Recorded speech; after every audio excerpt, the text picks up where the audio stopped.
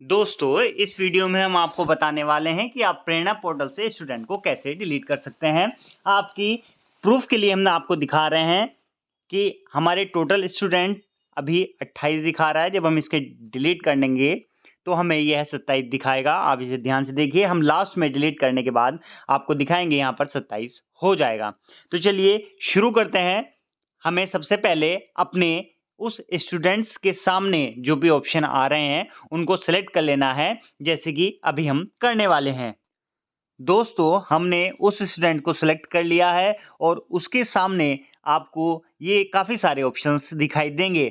जी हाँ, हमें TC generate slash delete students पर क्लिक करना होगा।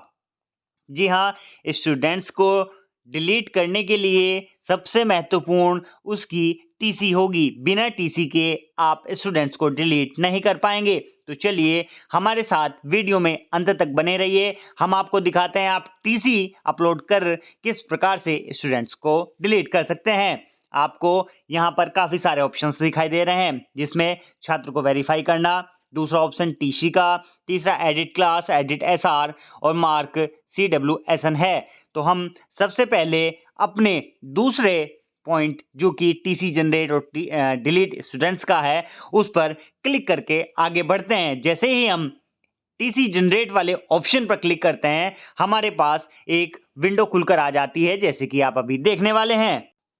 हमने डिलीट स्टूडेंट्स वाले ऑप्शन पर क्लिक कर दिया है। अब आप देखते हैं आपको उस विद्यार्थी की इस तरीके से स्टूडेंट्स यूनिक आईडी क्लास इत्यादि दिखाई देंगी।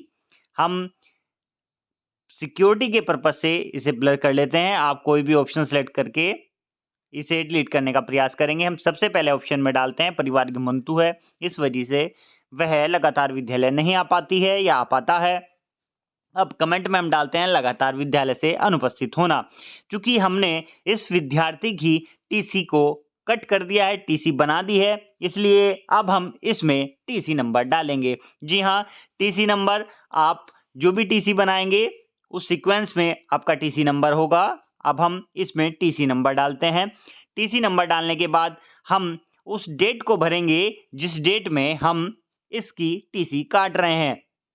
टीसी काटने के बाद हमारे पास लास्ट ऑप्शन आपको दिखाई दे रहा है, अपलोड टीसी सर्टिफिकेट इमेज या पीडीएफ। आप उसकी इमेज भी इसमें अपलोड कर सकते हैं या पीडीएफ भी बनाकर इसमें अपलोड कर सकते हैं। चूंकि हमने पीडीएफ बनाकर रखी है, इसलिए हम इसमें पीडीएफ को डालेंगे।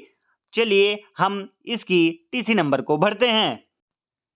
टीसी नंबर भरने के बाद हम इसकी टीसी डेट को भरेंगे।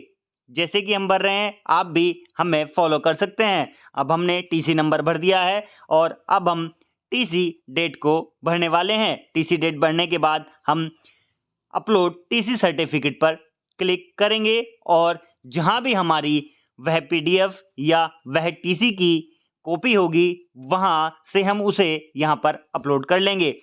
अब हम चूज फाइल पर क्लिक करेंगे, जैसे कि आपको दिखाई दे रहा है। इस पर क्लिक करने के बाद हम उस पीडीएफ को या उस इमेज को यहाँ पर अपलोड कर देंगे। आप भी अपलोड कर सकते हैं। अब आप देखेंगे नो फाइल चूजन की जगह हमारी उस फाइल का नाम आ जाता है। देखिए, अब यहाँ पर हमने उसकी फाइल को, उसकी टीसी को अपलोड कर दिया है। इसके बाद हम सेव वाले ऑप्शन पर क्लिक करने वाले हैं। सेव वाले ऑप्शन पर जैसे ही हम क्लिक करते हैं, हम देखते हैं कि यह प्रोसेस होनी शुरू हो जाती है। आपको इस बात का विशेष ध्यान रखना है कि आपको बिना टीसी के स्टूडेंट्स को डिलीट नहीं करना है, क्योंकि स्टूडेंट्स बिना टीसी के डिलीट होगा ही नहीं।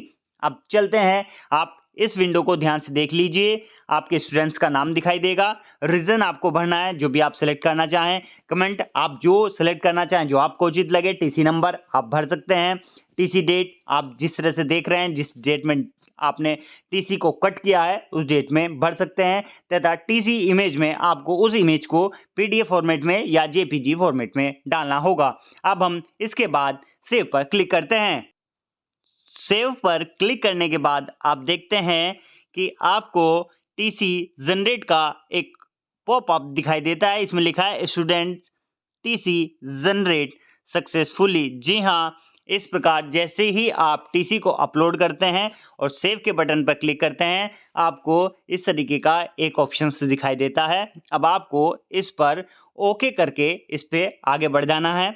अब आप देखेंगे कि पहले हमारे 28 बच्चे दिखा रहा था और इसके बाद जब हम इस प्रोसेस को कंप्लीट कर लेते हैं तो हमारा स्टूडेंट्स डिलीट हो जाता है। यदि एक बारी में आपका स्टूडेंट डिलीट नहीं होता है तो आप इस प्रोसेस को दोबारा कीजिए और फिर आपका स्टूडेंट्स 100% डिलीट हो जाएगा, क्योंकि एक बार डिलीट नहीं होने पर आपको यह प्रोसेस उसी स्टूडेंट्स के साथ दोबारा करनी है और आपका स्टूडेंट फिर वहां से डिलीट हो जाएगा। तो चलिए अब हम देखते हैं कि पहले हमारे यहाँ बच्चे 28 थे और इस प्रोसेस को करने के बाद हमारे यहाँ बच्चों की संख्या हो जाती है 27, जैसे कि आप अभी देखने वाले हैं। अगर आप हमारे चैनल पर नए हैं तो चैनल को सब्सक्राइब कर लीजिए, वीडियो को शेयर कीजिए और लाइक बटन दबाना मत भूलिए। जैसे ही आप देख रहे हैं